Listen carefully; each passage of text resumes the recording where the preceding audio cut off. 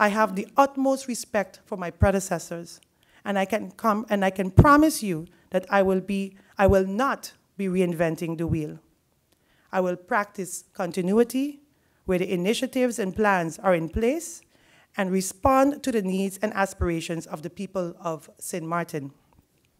The main question I will ask myself before taking any decision is it in the overall interest of the people of St. Martin?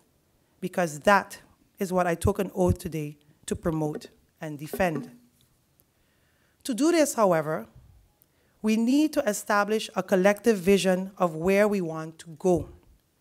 I intend to dust off the tourism master plan and update and upgrade it and adapt it to present-day situations to see how it aligns with the national development vision.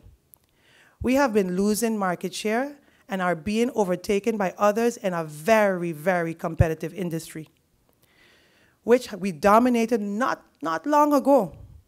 But if we did it before, I am convinced we can do it again. I will work closely with all stakeholders, SHTA, the labor unions, Chamber of Commerce, and many more, and reestablish a vibrant public-private partnership that was a key engine for our economic development in the past.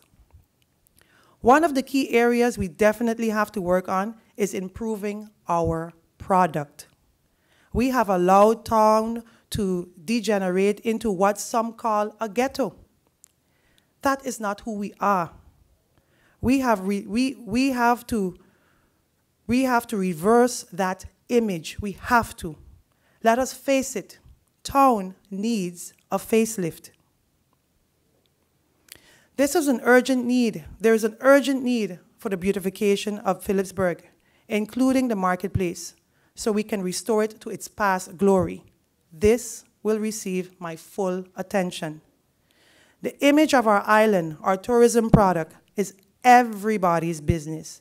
It is also true, and as often said, that what happens on one side of the island affects the other side as well.